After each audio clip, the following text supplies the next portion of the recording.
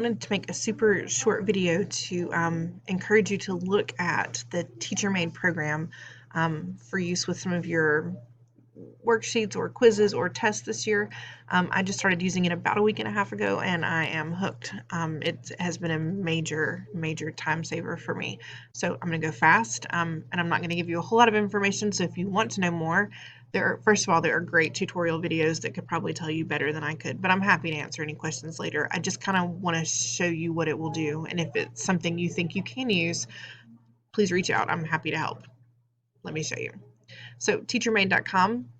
The best part is it says it's always free to use. There was actually an article that said even after COVID this will be free, so I'm trusting them. So create an account, super easy. Once you log in, it takes you automatically to the list of the worksheets that you have already created, and you can organize those into folders, which I've only just started to do. We're going to click Create Worksheet, and then I'm going to pause while that's opening to tell you this. This works like a dream if you have worksheets or quizzes or tests already in a PDF that you want to use and you don't want to spend the time typing it out into a new Google form. And I would suggest taking anything you've created in Word and saving it as a PDF so you don't have to recreate the wheel, because there's enough of that going on already, right? So I do have a PDF created already of something that I want to create for today, and that's what I want to show you. So my title of my worksheet is simply going to be bell ringer number 70A, which I made earlier and then deleted, so I'm typing that in. I'm not putting it in a folder to organize it yet. I'll do that later. I have not given a description because my title tells me everything I need to know, but if you have things that are similarly titled, you may want to add a description. I think if that is just for you, I do not think the students see that. Here's where we will drag and drop our PDF file. You can upload anything. It's so easy to drag and drop. I'm just going to make this a little bit smaller, go here to where my PDF already is, choose the one I want, and drag it there. So all I have to do now is click Create Worksheet. Here's where it gets magical.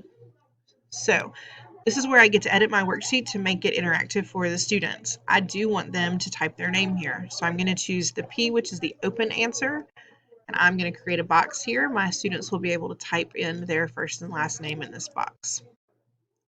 I know that it saves it to their email address when I get it back, but it's just a good habit for them to still be in. This is a short reading passage with 5 short questions. These are all multiple choice, so that's what I'm going to show you how to do right now, but I do want you to know that there are other options. You can give them a short answer. You can give them a drop-down menu. If you want to insert a drop-down menu, you click Insert Drop-Down, and it tells you where you can, well, let me just show you really quickly. Let's say I want this to be a drop-down answer. I'm going to edit my drop-down. I can put all my choices here, choose the one that I want, and click Save Changes. You can also click Shuffle Order so that it's different on every student's page, so that will cut down on some cheating. Not that our students would ever cheat. This is where you would also assign the points for the question. I was at first concerned about this because it only goes to 10, and this worksheet is a 5-question worksheet. I don't teach math, but I'm aware that that would be a 20-point question. However, I left it at 1, and later you get the opportunity to say, I just want them to see their score by percentage, so it works. So I would choose Save Changes. Have I made any? I'm going to cancel this and get rid of my drop down because I don't actually want to do that. Open answer, I mean, it won't grade this one for you because you're accepting pretty much anything they'll type in there. You can do a matching, which I haven't played with a lot, but I can see how this would be super helpful, especially in lower grades. True, false, and you have the option for it to be true, false, TF, yes, no, YN, and you will choose the correct answer. We're going to come back to multiple choice because that's what I'm going to do here. Checkboxes will allow them to choose more than one answer. Multiple choice allows them to choose one. A hotspot, I would request that you watch a video about the hotspot. What it does is it allows you to choose words in a text. For instance, if I gave them this paragraph and I said, I need you to go through and choose all of the proper nouns, then they could go through and just click on each proper noun.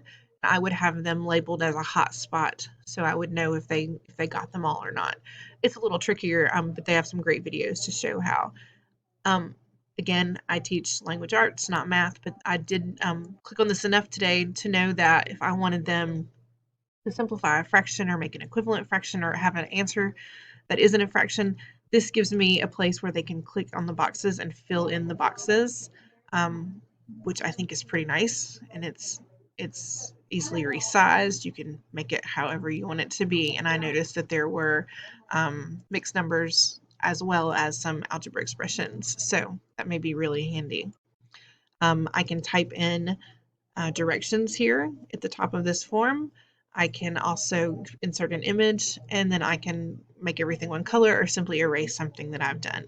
What we're going to do today is not insert text. What we're going to do today is make it a multiple choice.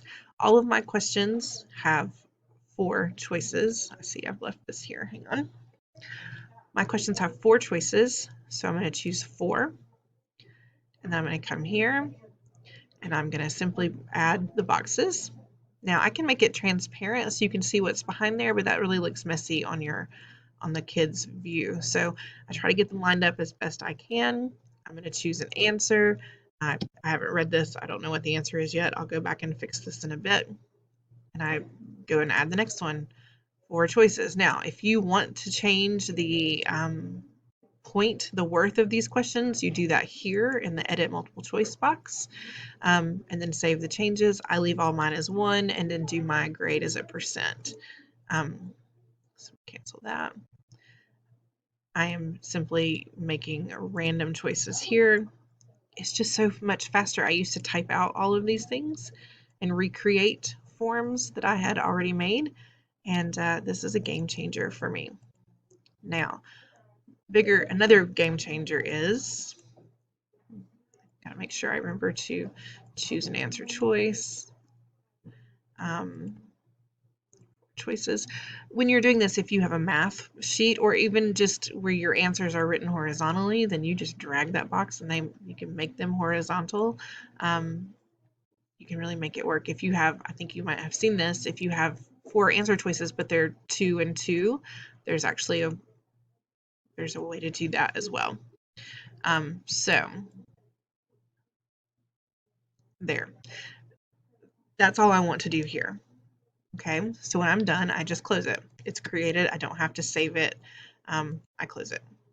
Now I can preview it and see what the kids see, or I can just create an assignment, and that's what I want to show you how to do. To create an assignment, you can change the name here. I do want my students to sign in using their Google account because that's a lot less room for error if they're typing in something. I do want my kids to see their score when they're done, so we'll see their score and their correct answers.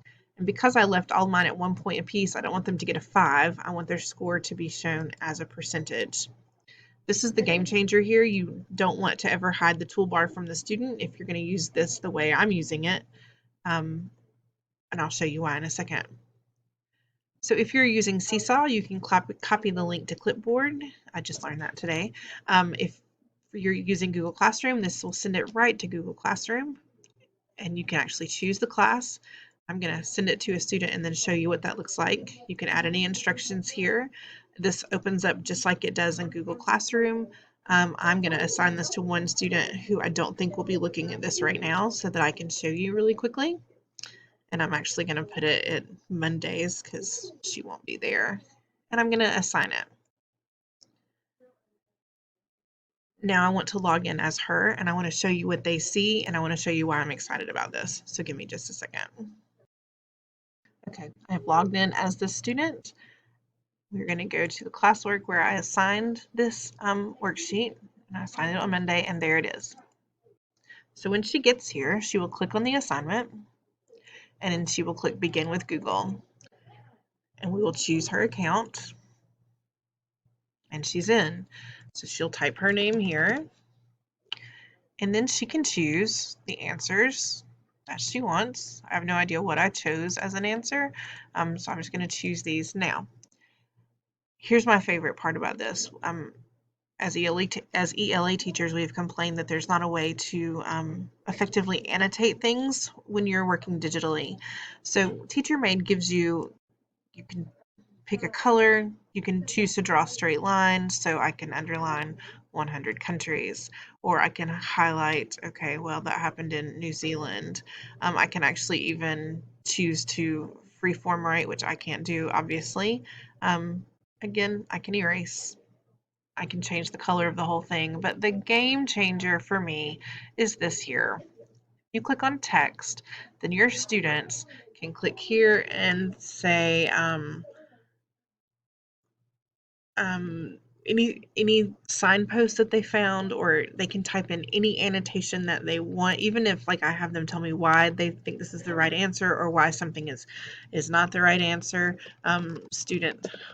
Students can hopefully spell better than I can. Students can type here and they can make as many of those text boxes as they want. They just need to click here again and make a new box. And that is a game changer for me. That is something I've been wishing for on Google Forms for months now, and the fact that I can do it here is awesome. When students are done, they can choose save for later if they have to go away from it and they're not finished. They can choose I'm done, and it will tell them if I hadn't typed in the name or if I had left something off, it would have told me that it wasn't completed. Okay, so between my made up answers and then not reading the questions, then this poor child made a 20. Don't worry, I'll delete it. So it will show you the ones in red are the ones she missed. The ones in green is the one that we got right. But when she hovers over this, it will show what she had for her answer and what the correct answer is, which I also really like. Now what she will do is she'll view the assignment in Google Classroom and mark it as done. There are a couple of things I don't like about TeacherMade. TeacherMade and Google Classroom, their grades do not talk, they don't play nicely together yet, but they are working on it, and they've made a lot of improvements in the last year according to their community forum, so I feel like that's coming pretty quickly. I do want to show you one last thing. I know I said this was short. I'm never short. Hang on just a second. Go back to TeacherMade. This is where I'm actually getting my grades. I can click on an assignment that the students have done.